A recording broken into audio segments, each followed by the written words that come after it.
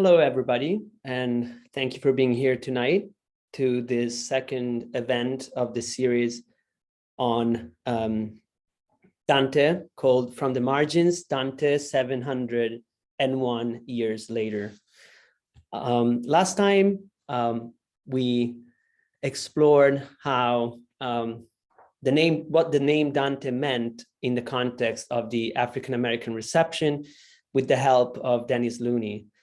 This time, we are going to continue in the spirit of the series, which is to explore the margins of Dante experience and the way in which Dante's experience gave voice to empowered marginalities through the centuries.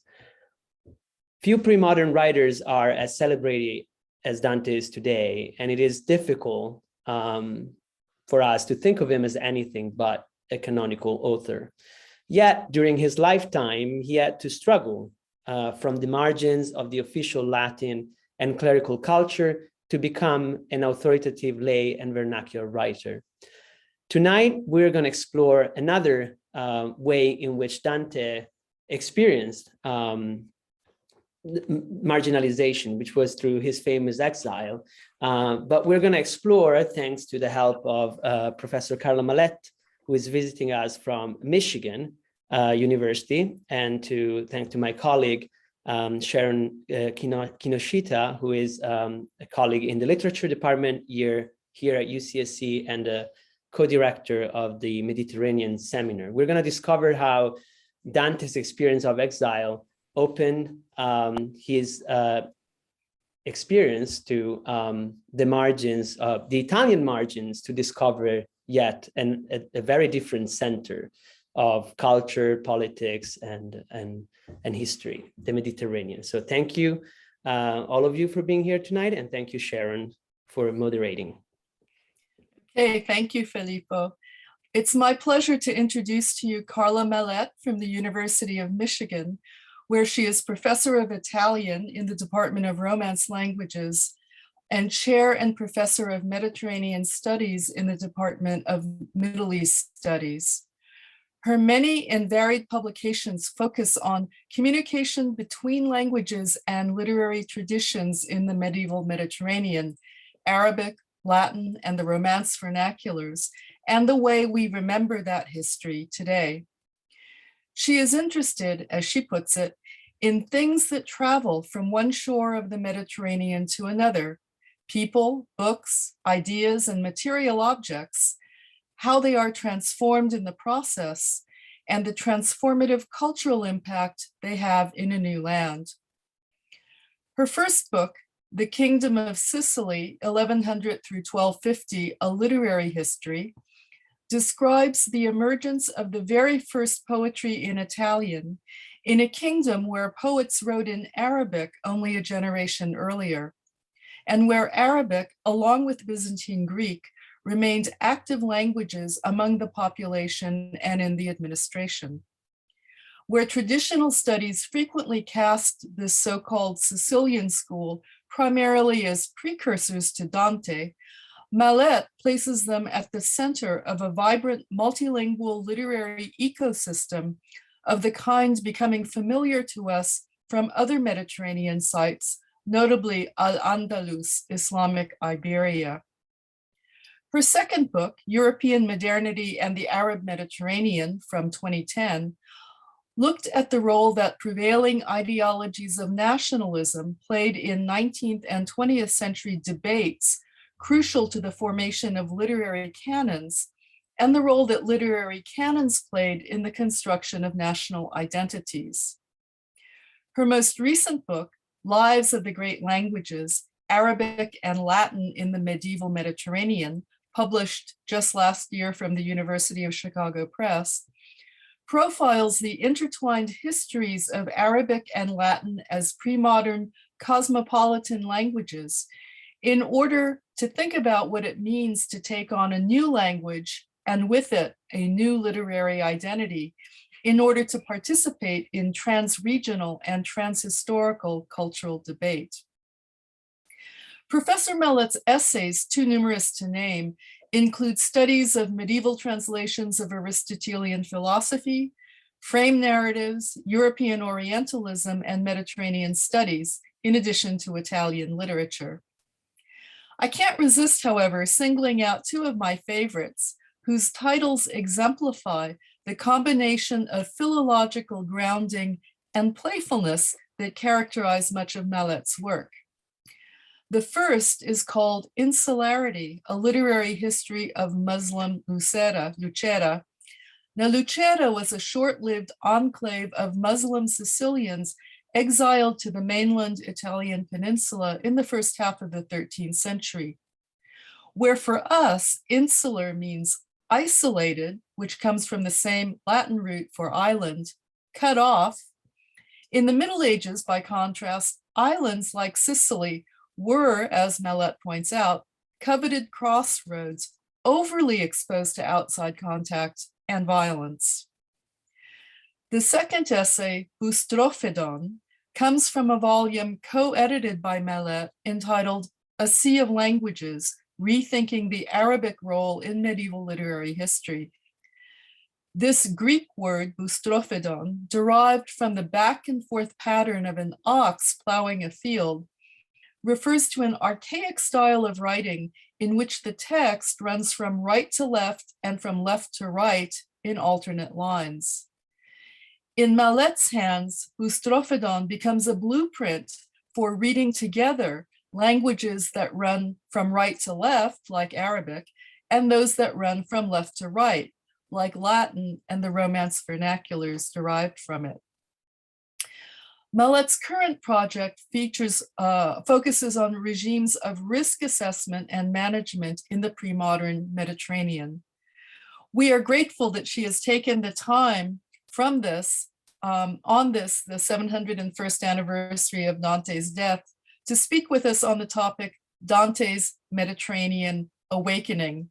And before I turn the the Zoom over to Carla, just a logistical word. At any time during her talk, please feel free to type questions or comments you may have in the Q&A tab at the bottom of your Zoom screen. So with that, let's welcome Carla Malet. Thank you so much. Thank you, Sharon, for that warm introduction. Big thanks to Filippo Gianferrari for the invitation to come here and speak in this series. It's a real pleasure, not least because Filippo gave me a really welcome escape from the Michigan winter and here to gorgeous Santa Cruz. Sounds like I think my sound is a little bit wonky. Okay, I think that the Wi-Fi is maybe not totally trustworthy in this room. Hopefully it'll improve. And thanks also to Irina Paulitier at the Humanities Institute and Diana Ho for help with the technical details of setting up this Zoom. And welcome to you all. I'm really glad that you joined us. Only sad that we couldn't be together in person. Now I'm going to share my screen so that you can see my PowerPoint.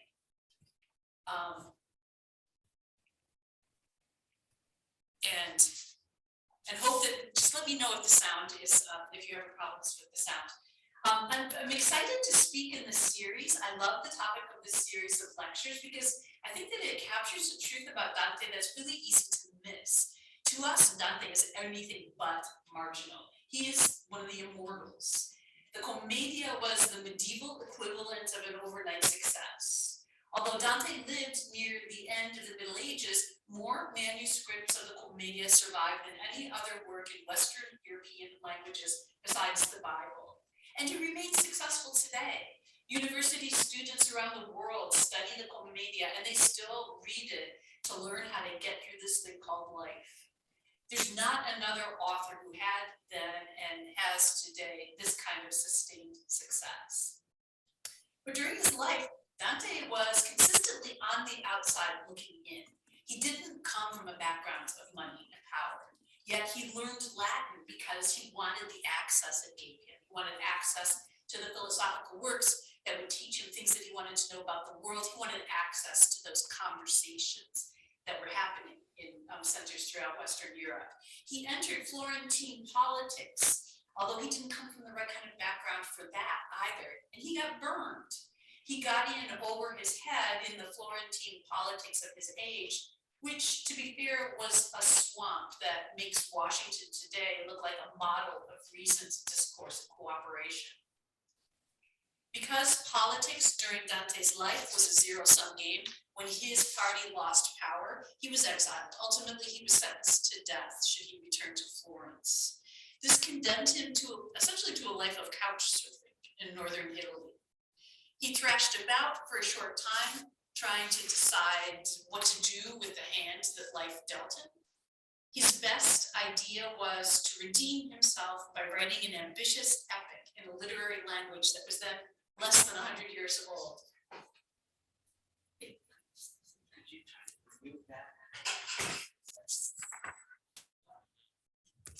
Okay. So, did you read it?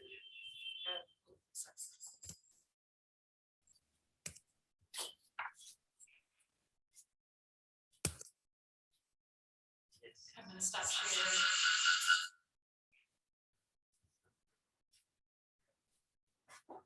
Why don't you use my...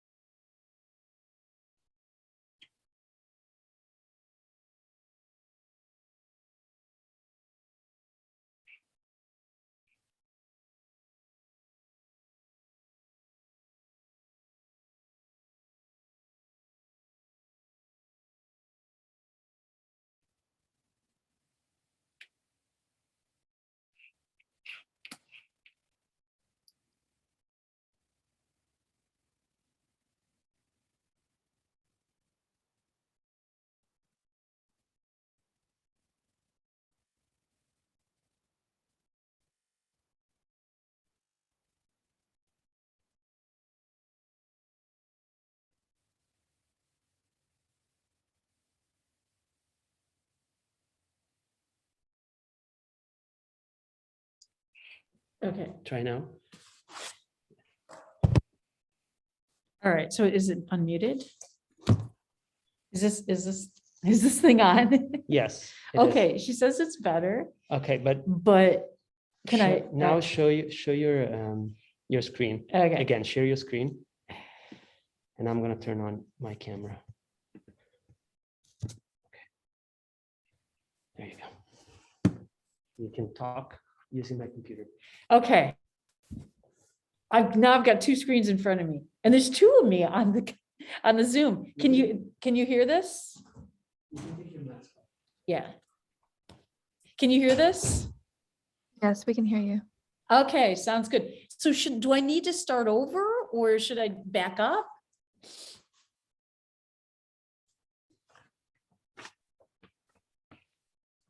Please back up just a little bit and then we'll be good.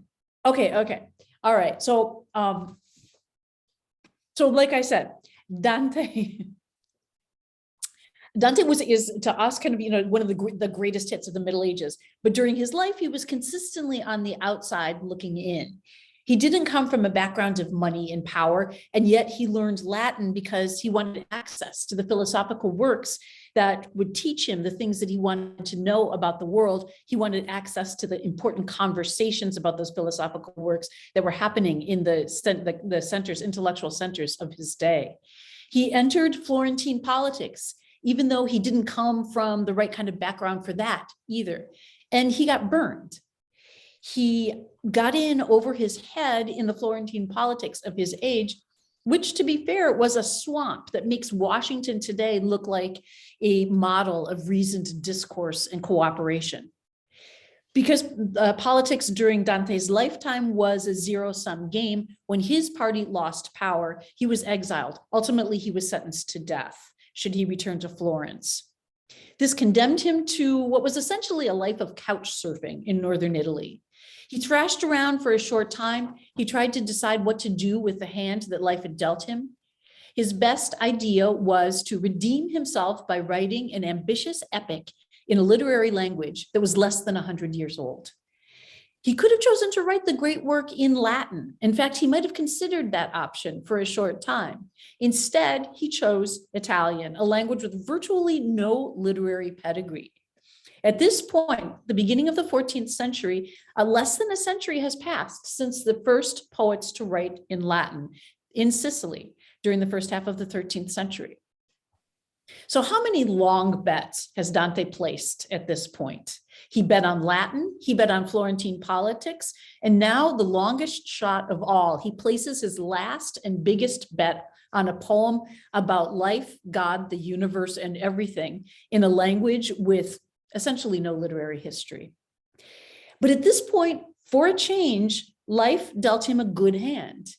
Exile cast Dante out of Florence, which frankly, at this point was not the most exciting city on the planet, and into a world where a lot was happening. The cities of northern Italy, especially the coastal cities, were popping in the 14th century. The port cities of northern Italy were connected to Mediterranean trade routes, and the ships that crossed the Mediterranean were bringing all kinds of new material culture, technologies, and ideas to Italian shores. And Dante soaked all this up. Dante, I think, had the kind of brain that loves a technical puzzle. He was a conservative in important ways, but he loved technical innovations. Especially in the Commedia, you can watch him discover and play with a series of technologies and innovations that he encounters as he moves through northern Italy. During the last 2 decades of his life. And that's what I'm going to talk about today. This is the story of a marginal Dante, but it's a Dante who... Ooh, I'm getting feedback.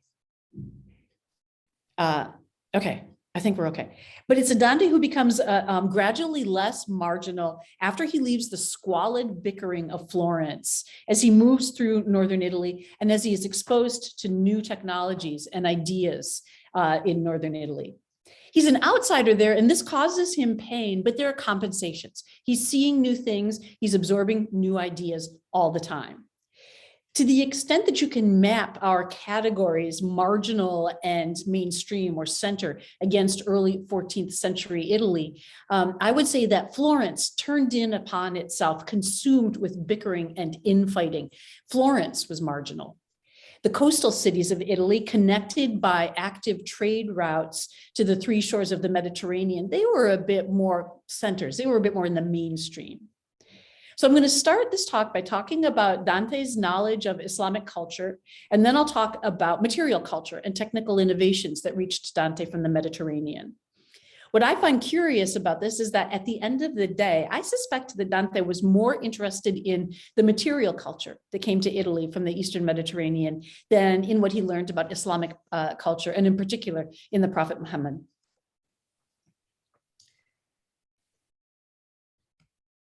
All right.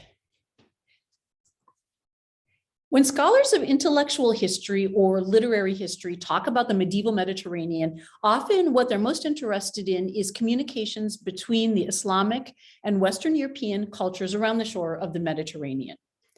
The Arabic to Latin translation movement between roughly the 11th and 13th centuries brought Islamic culture to the university cities of Western Europe. Now, some of the very earliest translations from the Arabic were made in southern Italy and Sicily, but most of them were made in what is now Spain, in the Iberian Peninsula, as advancing Spanish armies conquered lands occupied by Muslims and took possession of their libraries. The Italian Peninsula was not saturated with Arabic Islamic culture in the same way that the Iberian Peninsula was, and that's an important difference.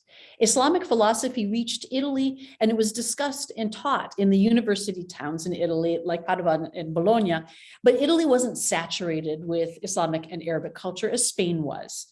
And this, in the Iberian Peninsula, advancing Spanish armies displaced an existing Islamic culture, and used translation from the Arabic as a way to establish Christian institutions and intellectual culture in its place. But the Italian peninsula was always Christian. Islamic culture was always an import to Italy. Dante knew about Islam as a religion, of course, but he didn't know much about it. Most Western Europeans didn't. He clearly saw Islam as a threat to Christianity, and there's an episode in the Purgatorio that serves as a great introduction to Dante's treatment of Islam in the Commedia. Now, toward the end of the Purgatorio, a procession brings Beatrice, Dante's beloved, to meet him. She has been dead at this point for 10 years, and so the drama of their reunion is carefully stage managed. It's full of solemnity and pomp.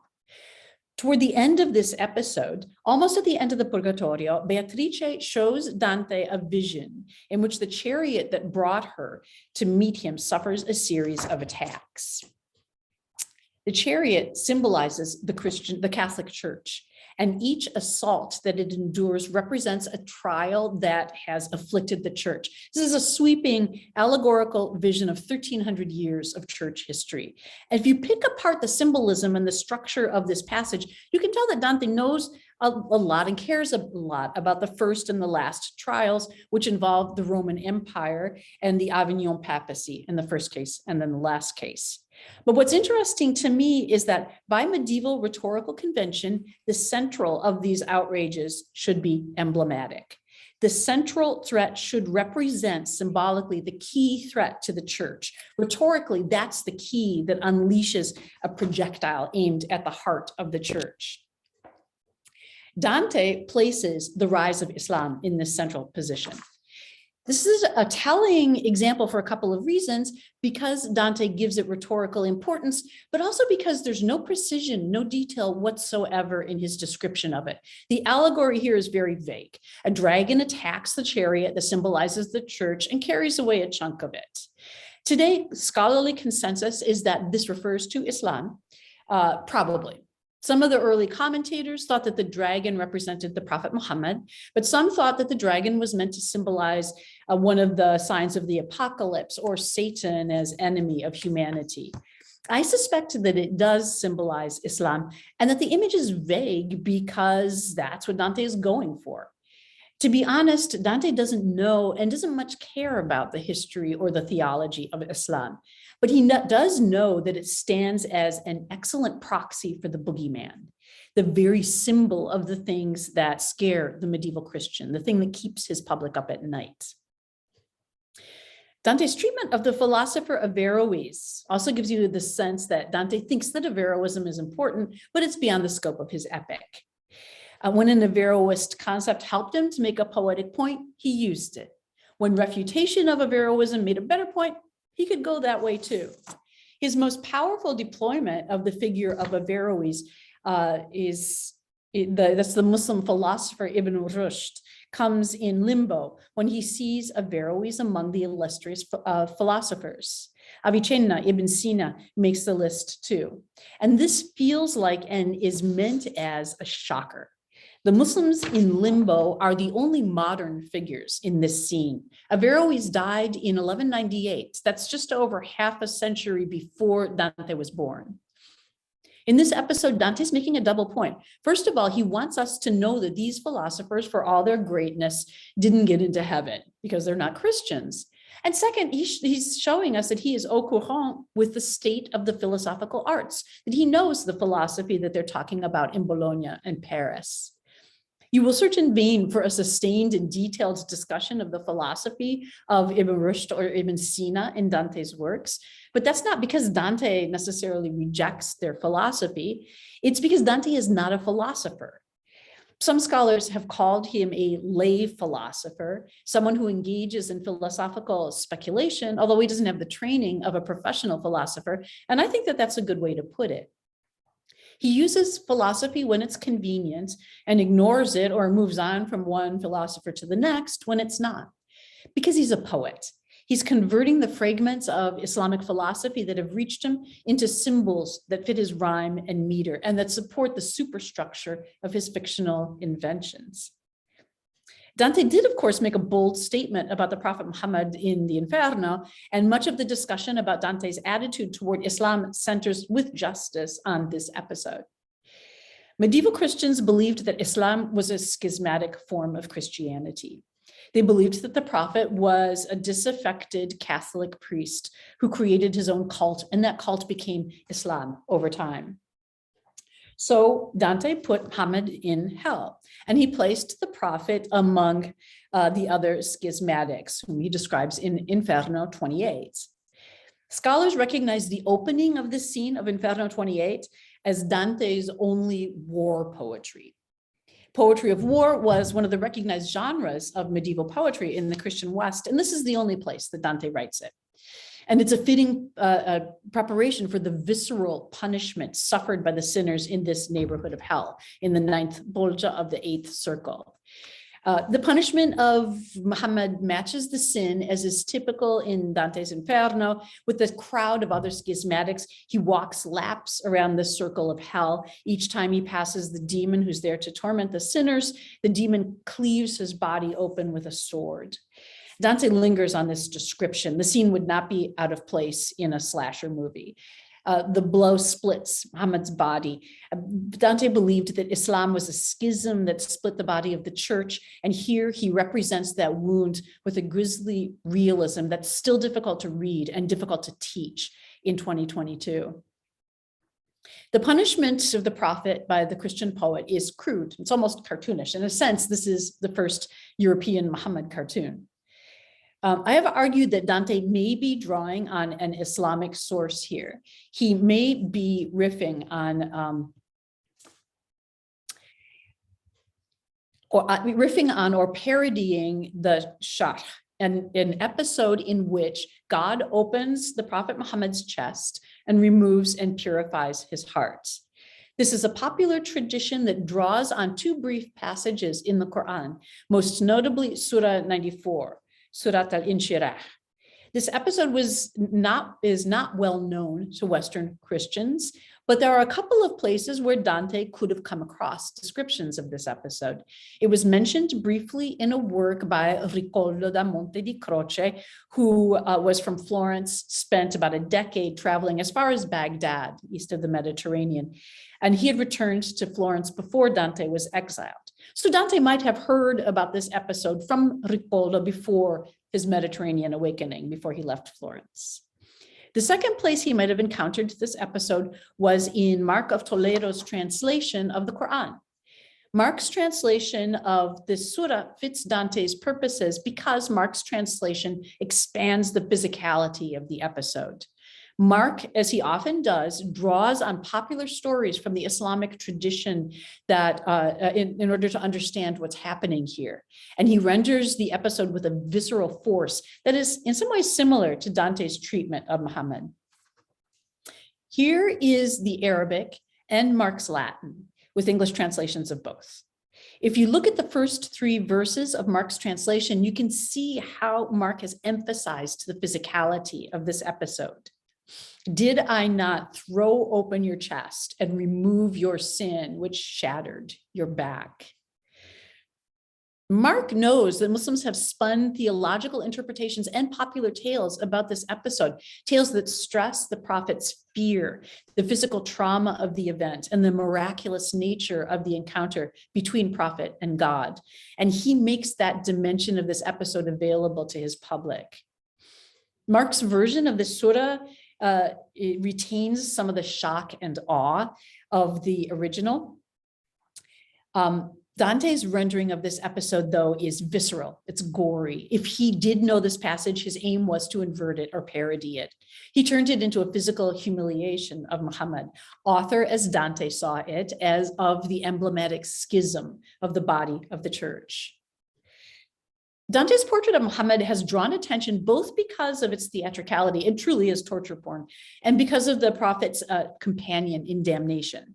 Dante understands Muhammad as a Christian schismatic. He also understands Ali, the prophet's son-in-law and a figure revered by Shi'i Muslims, as a creator of a schism within a schism. And Ali is here in the 9th bolgia, damned along with Muhammad. As Dante and Muhammad approach each other, Muhammad laments his state. He shows Dante the wound in his chest. It's a gesture that mimics the common medieval depiction of Jesus displaying his wounds to his disciples. He then points out Ali, whose head is split by the demon punishing the sinners, to Dante. And in all, this takes 4 lines of poetry. The poetry is remarkable here for its muscular concision. The self-display of Muhammad and his presentation of Ali introduces a parade of mutilated bodies to come. The rest are schismatics of the Italian peninsula, both Christian and Roman, and then there's a final shocking performance from a French advisor to an English prince at the end of the canto. It's taut, it's powerful. The episode barely gives the reader time to react to each sinner's outrageous self-presentation before moving on to the next. It's all the more instructive given to compare Dante's presentation of Muhammad and Ali to this passage from Fazio degli Uberti's epic poem Il Ditto Mondo. The Prophet Muhammad is here and Ali as founder of a schism within Islam and so much more. Fazio was born in Pisa. He was born just a few years after Dante's exile from Florence. He was a political exile like Dante. He traveled in northern Italy as a result. Like Dante, he wrote poetry, including an epic description of his imaginary travels through the world, Il Ditto Mondo. Unlike Dante, Fazio degli Uberti was not a sublime poet. But he's competent, and most important, he's a reliable witness of the Italian reception of ideas and cultural trends from the greater Mediterranean world. This passage on your screen is Fazio's summary of what he knows about the Prophet Muhammad and about his son-in-law, Ali. I'm not going to spend time on this passage. It condenses a number of myths that were about Islamic history that were common to the Italian peninsula at this time. I'm showing this to you just so that you can appreciate first the concision, the energetic power of Dante's presentation of some of the same material, which I'm not showing you because it truly is scandalous and difficult to read. Second, consider how few details about Islamic history Dante actually shows us. It's easy to lose sight of this because of the power of his poetry. In Inferno 28, what do we see? Just a glimpse of Ali and a glimpse of Muhammad. The rest is pure poetry, gore and outrage, the fog of war, the humiliation of a political and religious enemy. Remember the concision of Dante's presentation of Islam in the catalog of the tribulations of the church that I showed you earlier. Remember how brief Averroes' appearance was among the philosophers in Limbo. Dante's depiction of Muhammad and Ali is precisely of a piece with these other references to Islamic history and culture. What did Dante know about Islamic philosophy and history? All he needed to know to write Inferno 28 was that Muslims revere a guy named Muhammad, and then there was another guy too called Ali. He might have seen Mark of Toledo's translation of the Quran. We know that it circulated in northern Italy. He might have started reading with those shorter surahs that are found toward the end of the book. That's where most people begin reading the Quran. That might have given him his idea for the punishment of the prophet and the schismatics in general. He used Occam's razor to trim all of the extraneous details. After all, the most powerful polemics have just a short list of ingredients. A couple of details, vividly sketched, are sufficient. But there is evidence in Dante's depiction of Muhammad of his reception of material culture and technology that touched his life as a writer in particular, and which reached Italy from which reached Italian shores from the Muslim Mediterranean. And this brings me to the second section of this talk, Dante's reception of technical innovations that reached Italy from the Arab Islamic Mediterranean. Dante's Muhammad is the first of the schismatics that Dante meets, and Muhammad explains to the pilgrim the mechanics of this circle of hell. A devil torments the sinners by slicing them each time they pass him, and we'll look at that passage in just a minute. First, I want to draw your attention to a word that you'll see in that passage, a collective noun that Dante uses to describe this pack of sinners in this bolgia. This is the first time that the word risma is recorded in written Italian, and there was some confusion about its meaning in the early commentaries on the Commedia.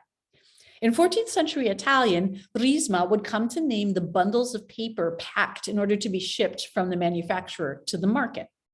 These were the early years of the Italian papermaking industry, and Italian artisans and merchants were searching for words to name the new objects and new practices associated with the industry. They borrowed the word risma from the Arabic, and it's the source of our English word ream, as in ream of paper.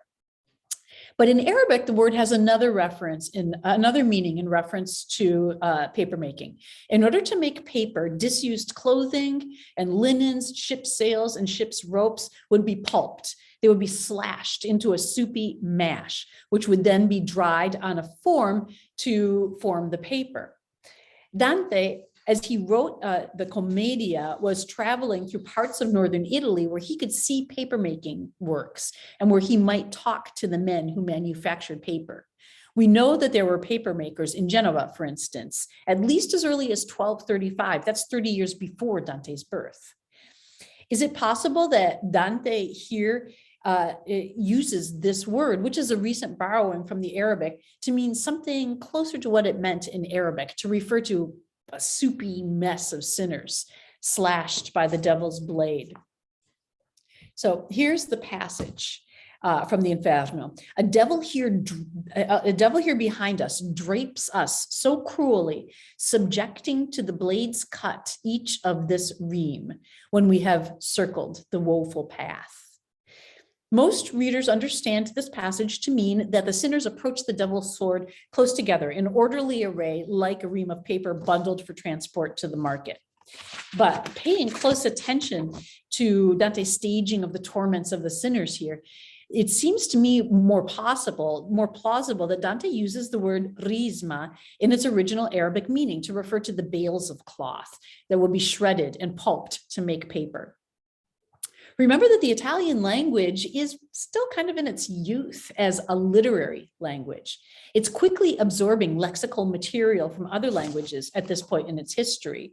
In fact, risma in this passage rhymes with the verb accismare, accisma, which means to bedeck with fine clothes, and which Dante has borrowed from the Occitan. That word baffled readers for centuries. It would be interpreted only in the 19th century. It's plausible that Dante learned the word risma from paper makers with one meaning, to refer to the mash of disused clothes and linens, ships, ropes, and sails that would be shredded to make paper. And then it shifted in meaning subsequently. That repeated thrashing of bundles of cloth with blades and nails, that more closely matches the punishment that Dante's describing here in the ninth Borgia than the image of fresh paper tidily bundled for market. There's evidence elsewhere in Dante's work that he knew and was fascinated by the emergent Italian papermaking industry. Here, for instance, this is from Dante's description of the metamorphosis of the thieves in Inferno 25. He uses the image of the burning of a piece of paper to describe how fast and miraculous the transformation of the thief's body was. The word that he uses, papiro, could mean either paper or parchment, which is made from the skin of animals. But parchment doesn't burn like paper. The darkening of the burning surface in advance of the progress of the flame suggests that Dante has in mind precisely paper rather than parchment. My favorite detail from Dante's work that suggests his detailed knowledge of and fascination with paper comes from the Paradiso. And in order to set this up, I need to describe the early Italian papermaking industry. Arabs were the first paper makers of the Mediterranean. Italians brought back paper and the rudiments of paper making from the Eastern Mediterranean, where they spent some quality time following the Fourth Crusade. During the 13th century, Italians learned the craft of paper making by trial and error. They made a number of technical innovations during this century. One of the most technically challenging of those innovations was the watermark. The watermark was an Italian invention. Used as branding, it guaranteed the quality of the paper. When they first appeared during the 1280s, this is when Dante was in his teens and early 20s, watermarks were crude, barely legible signs, and they often degraded the quality of the paper. But the technology swiftly advanced. By the time Dante was writing the Commedia, the first 2 decades of the 14th century, watermarks in Italian paper were common and relatively sophisticated. It makes sense that the watermark, a sign made of light, visible on the surface of the page on which Dante wrote, would capture Dante's imagination. Gloria Allaire has proposed that Dante became particularly fascinated with watermarks while writing the Paradiso. Allaire analyzed the concrete nouns used in the Paradiso. She isolated in particular those that might be represented using a simple visual design. And she demonstrated that of the 122 images in Paradiso that also belong to watermark categories, she means concrete nouns that you can represent using a simple sketch.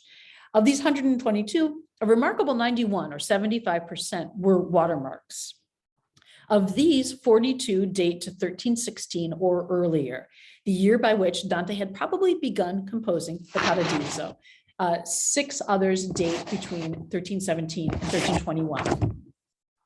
It seems likely that Dante was drawn by the images that he saw inscribed in light on the paper that he wrote on while he was writing the Paradiso, in particular, for 2 reasons. First of all, by the time he was working on the Paradiso, watermark technology had become more sophisticated and more widespread. Second, light is one of the few sensory elements he has to create paradise. We've moved far beyond the visceral poetics of the Inferno. In Paradiso, what sensory phenomenon is left to Dante? He's world building here, as we would call it in the vernacular. More precisely, he's after world building. What building materials are available to him in heaven? He has sound, especially music, and light. Dante seems to use the watermark as building material, especially in the heaven of Jupiter. The word that is most often used to name the watermark in 14th century Italy was the Latin signum and the Italian segno. These words, either word has a number of meanings. Used in a technical sense in 14th century commercial documents discussing paper makers and papermaking practices, signum meant watermark. If we take this information back to the Paradiso, it helps us to make sense of one of Dante's, one of the symbols that we find there, the eagle from the heaven of Jupiter, the eagle formed by the illuminated souls with whom Dante speaks. These souls appear to Dante's still earthly eyes like sparks of light. And he uses a number of different words to describe the souls and the shape that they take. Most commonly, though, he uses the noun segno to describe them, the common noun used in Italian to refer to watermarks. Imagine Dante as he's writing the Commedia, holding the piece of paper that he's using as writing surface up to the light to see the symbols that miraculously appear on it as signs written in light on the opaque surface of the paper. Dante is fascinated with this, and it becomes the model for the eagle in the heaven of Jupiter, a sign taking shape on the paper on which he writes the great poem. Dante was fascinated by technology. He was fascinated by the new technologies present in contemporary Italy, which crossed the Mediterranean to reach Italy. His fascination with papermaking technology, I think, culminates in the images of journey by sea used to characterize his work as writer in the Commedia.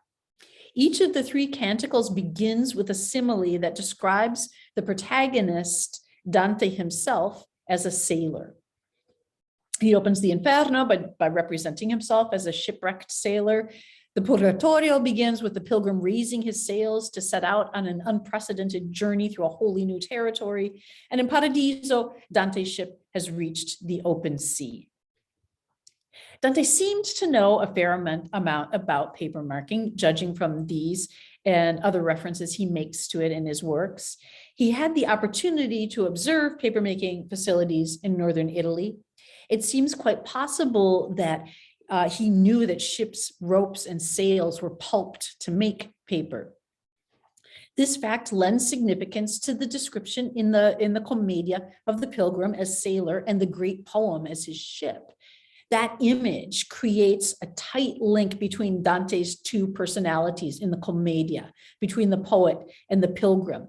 as if the ropes and sails that he used on the journey themselves underwent a metamorphosis to become the vehicle of the great poem itself. In Northern Europe, poets used parchment as a writing surface. Parchment, especially when it's poor quality, is marked by the pores and hair of the beast that once wore the writing surface as skin, and poets sometimes talked about that in their poetry.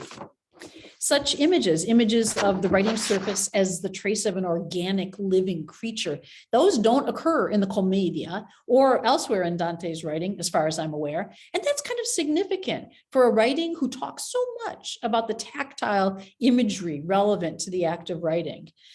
Instead, Dante lavishes attention on the technologies of paper production and the signs embedded through the ingenuity of Italian artisans in its surface. This, I think, is what it looks like when Dante obsesses about something. Technical innovation, technical mysteries fire his imagination. Distant problems, abstract threats, like the growing strength of the Islamic states in the Eastern Mediterranean, maybe not so much. If Dante were a Spanish poet, I think he would have a lot to say about Islam because he would have been formed by a culture that was saturated in Islamic philosophy and poetry and music. But Dante is an Italian poet. Northern Italians, they're familiar with Islamic philosophy. It's been translated and transmitted in Latin for a few generations by now. For Northern Italians, Muslims, as distinct from Islamic culture, are trading partners. They're not immediate military enemies, or if battles are fought against them, those battles happen far away from Dante. Even the Crusades are a distant memory for Dante. The first crusade happened 2 centuries before Dante's birth. It's barely even a cultural memory for him. But Dante does have a personal point of reference for thinking about the Crusades.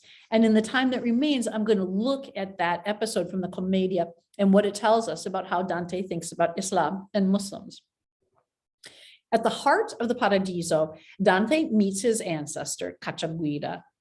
Remember that Dante uses the medieval convention of placing important material at the center of a composition, as I showed you at the beginning of this talk. He uses that same strategy in each of the 3 canticles of the Commedia. At the center of the Paradiso, he places an encounter with Cacciaguida, whom he identifies as the patriarch of the dynasty that produced him. Now, Cacciaguida does a lot of work for Dante. He corrects Dante's own class anxiety. Dante's family, by the end of the 13th century, by Dante's own day, is not nearly as wealthy and not nearly as confident of their place in the social world as Cacciaguida proves to be. Cacciaguida also fought and died in the Second Crusade. He mentions this in his comments to Dante. Here is Cacciaguida's self-presentation, a presentation of his own death to Dante. In later years, I served the Emperor Conrad. There, by that execrable race, I was set free from the fetters of the fetters of the erring world, the love of which defiles so many souls. From martyrdom, I came to this peace. Does Dante see the Muslim as enemy here? Absolutely. Are his words antagonistic toward Muslims? Yes. Although not as bad as the eternal torment of Muhammad, which I refuse to show you. Is there any detail or depth whatsoever to his portrayal of the Muslim here? None. The Muslim pops up to slay Dante's ancestor, ensuring him a hero's death, and then he has fulfilled his purpose and he's gone. Now, these verses end Canto 15, but Cacciaguida will remain with the pilgrim for 2 more cantos. Cantos 16 and 17 give us information about the history of Florence and Dante's own life, in particular his exile. And the Florentine history and autobiography are obviously more important to Dante than this detail from Cacciaguida's biography, his death at the hands of the infidel. The death is no more than kind of necessary prequel to the history that matters to Dante. Muslims serve the same sort of purpose in this narrative as women do in Hollywood movies. They pop up to advance the plot of the Christian protagonist, as women might advance the trajectory of the male protagonist in a Hollywood movie. But they're not real. They're not fully developed characters. Even symbolically, I think they barely register in the protagonist's consciousness. To drive this point home, let's backtrack and look at the midpoint of the Inferno. Here, Dante uses the medieval convention of center-loaded meaning to give some dazzle to his personification of fraud and to make a programmatic statement about his poetics. This is how that canto begins. Ecco la fiera, behold the beast. This is how Dante introduces the central creation of the Inferno, the beast that represents fraud, which is now emerging from the depths of the eighth circle of hell, the circle in which the sin of fraud is punished. We will spend in all 13 cantos, that's almost 40% of the Inferno, in the circle of fraud. We meet the Prophet Muhammad in the ninth Bolgia, the ninth subdivision of this circle. Dante has really good reason to think deeply about the sin of fraud. Repeatedly in the Inferno, he wonders out loud whether his poem, in which he insists that he truly made this journey to the afterworld and is simply reporting out what he saw there, he worries about whether this is a fraud. That's why his personification of fraud, flying up to meet him and Virgil at the beginning of Canto 17, this needs to be a showstopper. Dante weaves together a number of elements in his description of fraud. Does he draw Islamic culture into this depiction? Sort of. Here's how he describes the pattern that you see on the skin of the beast that represents fraud. Its back and chest and both its sides were painted with knots and circles, with more color in warp and woof. No Tartar nor Turk carpet has ever been woven.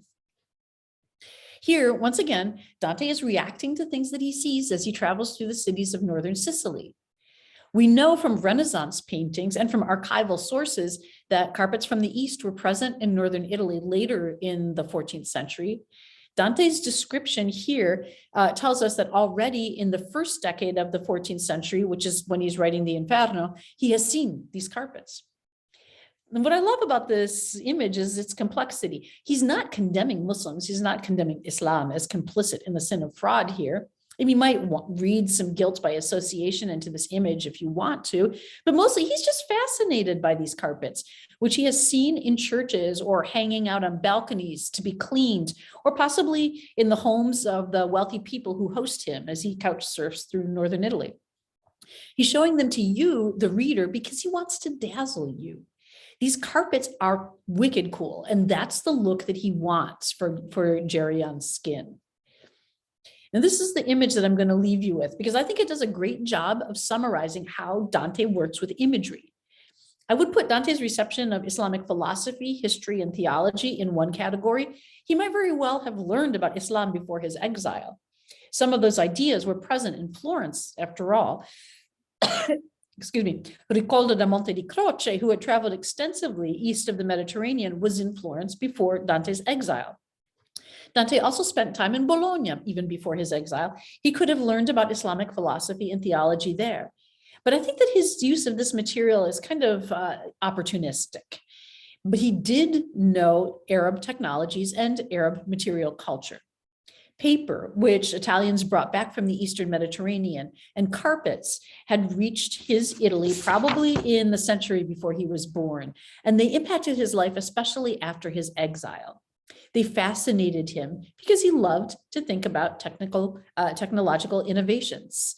This was the mainstream culture, the culture of the center that brought Dante out of the margins and into the mainstream. He found Arab technologies and material culture good to think with. And that's why I find his treatment of Arab paper and carpets, well, Italian production of the paper they'd learned to make from the Arabs and Arab carpets, good to think with.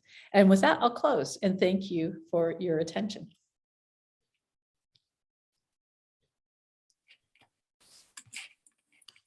Thank you, Carla. That was wonderful.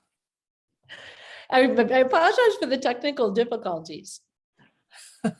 No, we apologize. Ironic, given that I'm talking about technology. Okay, are you ready to field some questions? Sure. Okay, so one person asks about Dante in northern Sicily.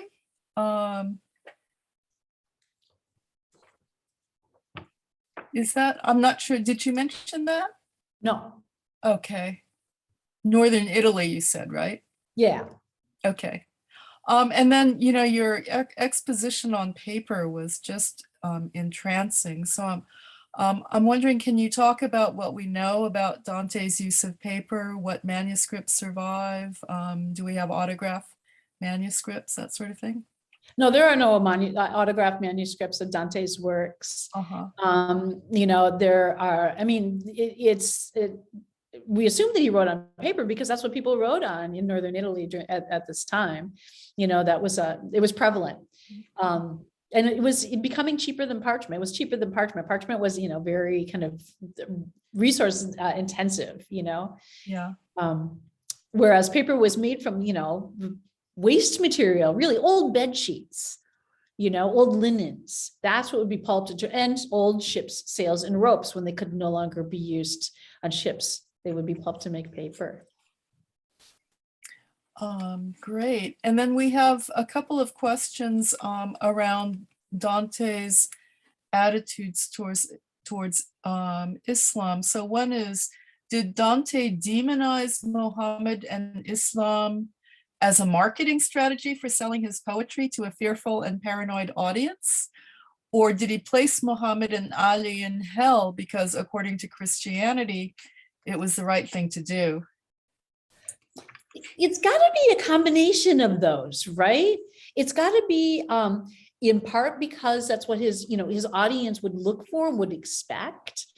And, you know, in part because this is what he's writing is very encyclopedic in nature. You know,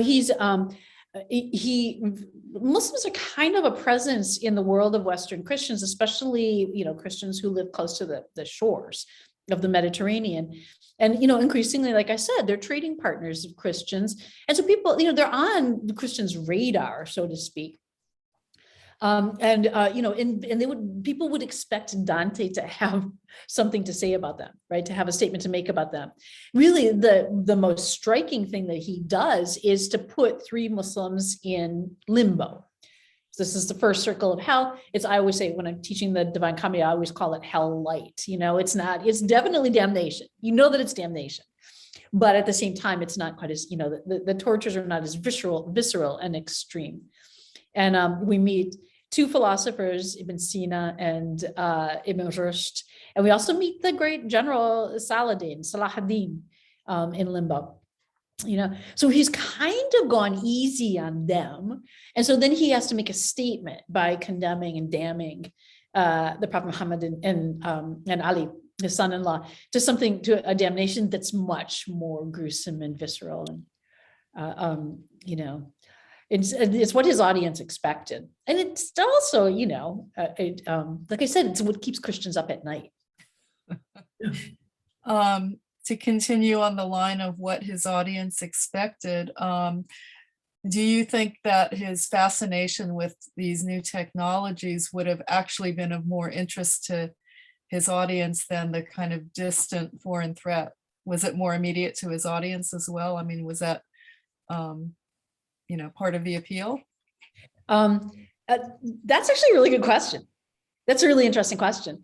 I mean, yeah, I always think of Dante being fascinated by it himself, and that's why he puts it into the poem. You know, but yeah, maybe he is kind of showcasing new developments because he thinks that, you know, the same way that, you know, kind of Hollywood directors would show off the latest CGI, right?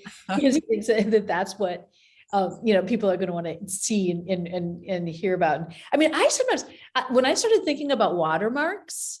And when I started thinking about like a guy with Dante brain, a guy who clearly loves, you know, to play with these kind of, you know, these technical innovations, holding up that sheet of paper and seeing the watermark in it, I was like, oh, that must have been such an amazing thing for him, you know? Yeah. Because his paper is opaque and yet the light shines through it and you see you know, that must have been something that just kind of blew his mind. You know, and so, yeah, maybe he did, like, part of the reason why he foregrounded these kinds of images is, you know, because he thought people would be fascinated by it. He also has some really gorgeous images of glass making in the Commedia, which I didn't talk about in this talk because that's not necessarily, he there were glassworks in Florence. That's not relevant necessarily to his exile, and it's not necessarily relevant to Mediterranean trade routes. But it's like another example of a technology that Dante is fascinated with.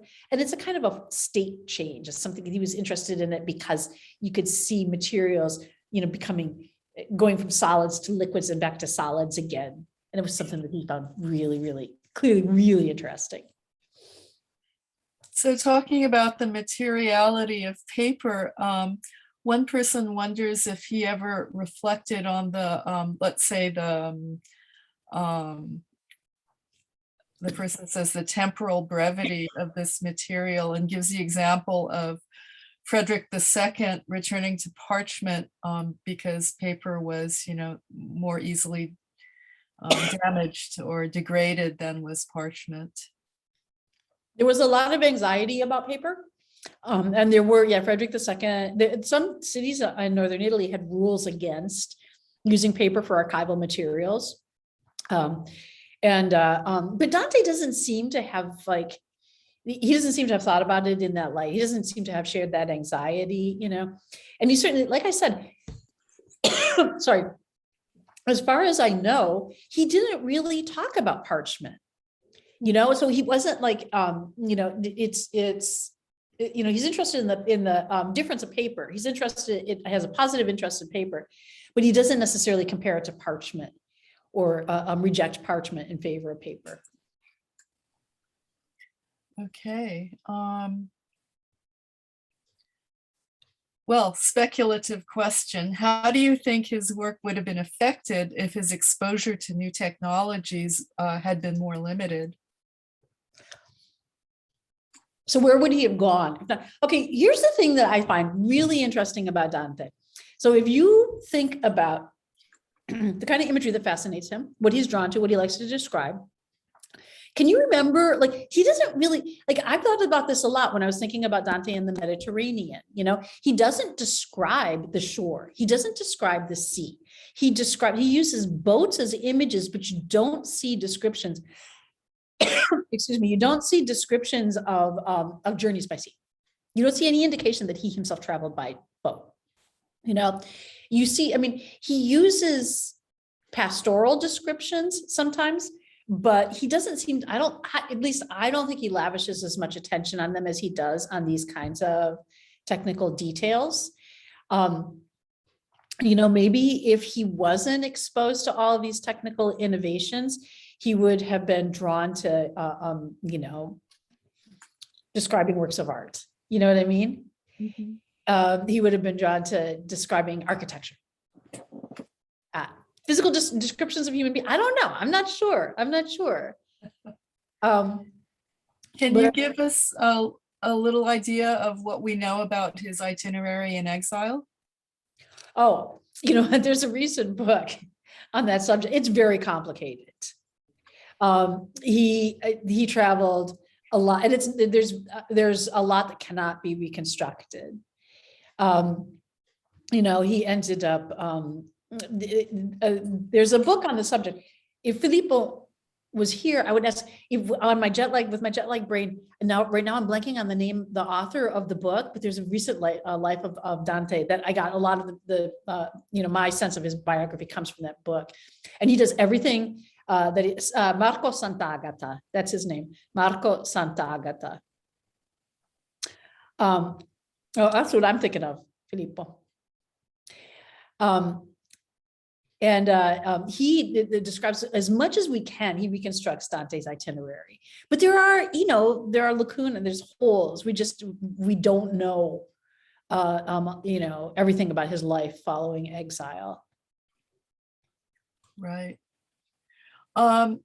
So how do you think Dante's use of things Islamic, including Arabic, the language, was shaped by his marginal status? Was he possibly borrowing materially from a semi-despised culture that could allow his outsiderness to bloom? Okay, so that goes back to the eternal question of, the way that the Dante and Islam question is usually framed is around whether Dante knew and borrowed from Islamic depictions of the afterlife. And that question has been kind of exhaustively just explored.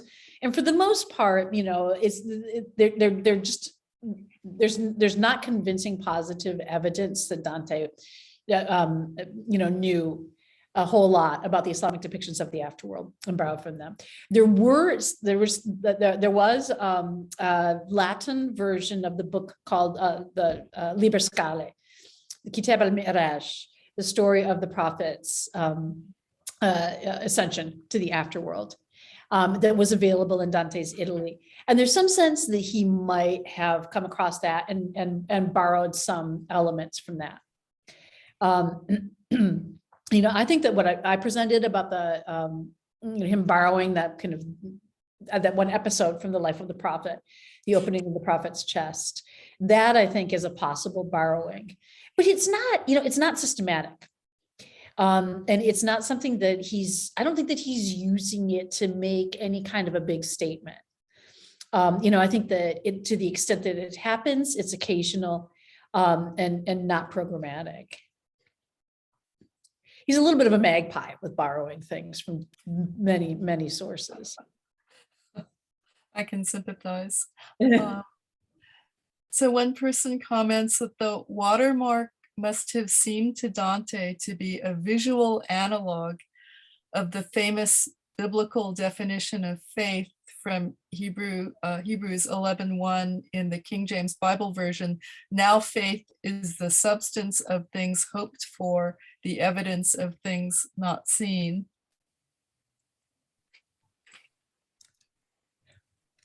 And that's the end of the verse. That's actually a really lovely thought.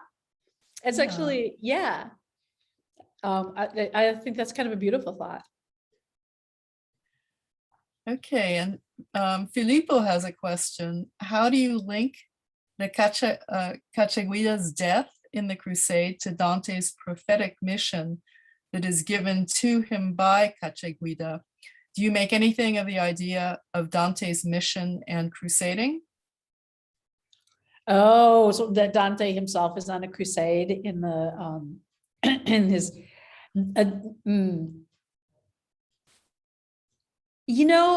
I don't see it that way.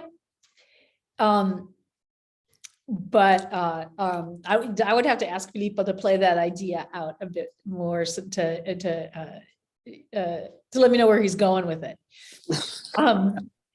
Is he? Are you there, Filippo? Can you hear me? Yeah. Oh, cool. No, I always thought there was a connection there for some reason, because Dante, I don't remember where, but sometimes he says, right, that Christians are not busy fighting the crusade because the church is too busy, fighting stupid wars for political interest and things like that. And so he's kind of he presents himself as the prophet of the Christian renewal. And so I always kind of thought there was somehow a link, like he's fighting the crusade that he's called to fight which is within Christianity, which is a mess. So I don't know, I just thought, but. Yeah, absolutely. I mean, that's, yeah. I don't really have I'm much more interested in this one little angle on Dante and less in his kind of programmatic, conception of Christianity and himself as a Christian reformer. But, yeah, that's, it makes sense. I'm always, Christian renewal is definitely something that he's interested in. He's always also trying to score a political point though too, right? And it's so hard to know where to draw the line between the political kind of efficacy of the arguments that he's making and, his desire for true Christian renewal. Well, this would have been, I guess, a couple of decades after that last Crusader outpost is conquered in the Middle East, the fall of Acre. And so in the early 14th century, so pretty coterminous, I guess, with the composition of the Commedia, there are these crusading tracts that curse like the Venetians and the Genoese because they're trading, in Alexandria and stuff like that. So I don't know, does Dante have cast light? I mean, you mentioned obviously notarial records as one of the main uses of paper in medieval Italy. Does he cast aspersions on commercial activity? Not as far as I know. Ricordo da Monte di Croce, of course, he wrote those really kind of heartfelt letters on the fall of Acre, right? Because he was there. I mean, he fled. That's why he ended up going as far as Baghdad. He fled Acre and for some reason ended up going east instead of, kind of hopping in the ship and coming back to Italy. He went east, further and further east until he reached Baghdad. And he wrote these kind of heart-rending letters on the fall of Acre, which it's a fascinating read. And just, he clearly was tormented by what he saw.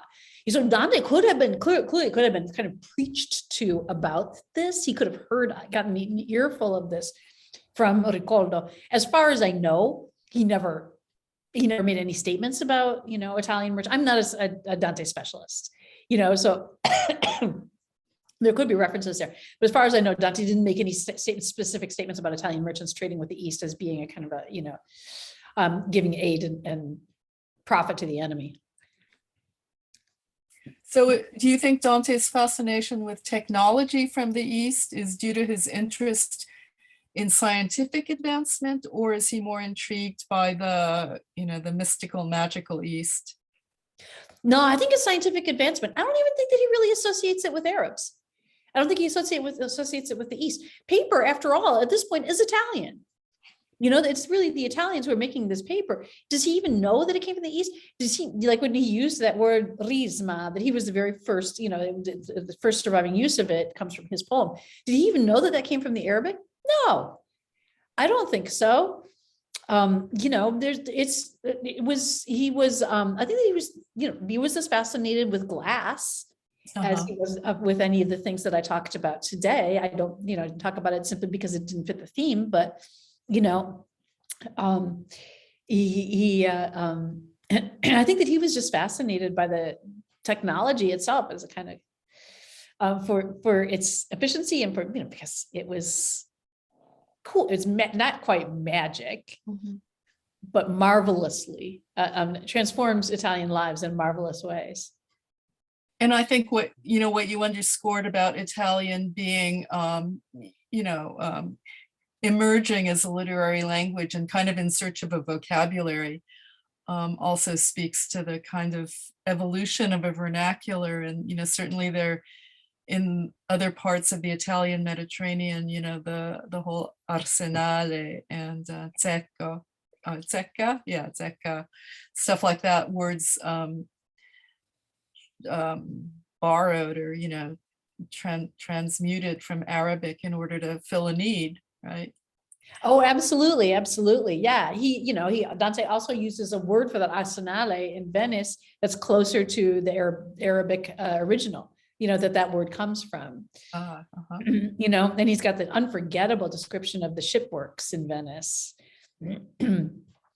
Well, I was intrigued by the mention of Tartar as well as Turkic carpets, because Tartar is their word for Mongol, so that would be, well, not relatively new, because the Mongols had burst on the scene nearly a century before, but I'm thinking, it's within a decade or so of Marco Polo writing about the Mongols. Oh yeah.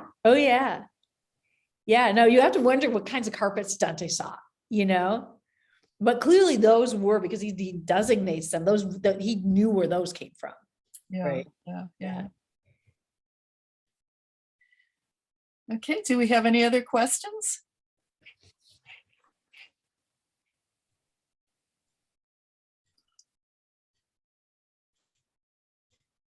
If not, I was not trying to raise my hand. I was trying to applaud. Okay, so his attraction to material culture, period, and his magpie use of language trumped anything scientific about Islam as a heretic zone. Is that the question? Yeah, or Does that accurately sum up? Okay, so here's the thing. It could be that this is how I see it because this is what interests me. Right? I mean, I do think that, I do think that there's less detail in his description of, of Islam as a religion than in his kind of fascination with and description of technologies. I do think that that's objectively true, but, and I think that, I think that he's, to him, it's just what when he's world building, when he's, kind of describing things that he needs in order to describe this poetic world that he's imagining, that he wants to create for you, the reader. I think that that's what he goes for. And I think that that's what he lingers on. And I do think that his description of Islam as religion, and certainly the Prophet Muhammad, is much thinner. It's much more insubstantial. There's not much to it. Mm-hmm. Mm-hmm. Great. I love the way you used world building and then constructing this world on paper. Mm. Okay, thank you. Let's see.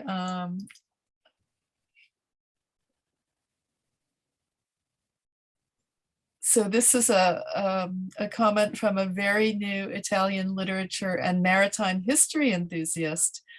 Dante's description of the angel in Purgatorio 2 as spurning man's technology, but using his wings instead of sails is highly intriguing. Would you connect this idea to any of your thoughts on Dante's exploration of new technology? That's a really interesting question. I had not in the past. But Dante, because Dante definitely, Purgatorio 2, he's still kind of, this is a new world for us, right? We've just barely, we've just seen kind of the first glimpse of green, that since we entered, since limbo, basically, we're really entering a new terrain. And Dante is trying to give us a sense of what this terrain is like, and give us a sense of hope, for the first time since we started the Inferno. And so how he describes the angel at the very beginning is actually quite important.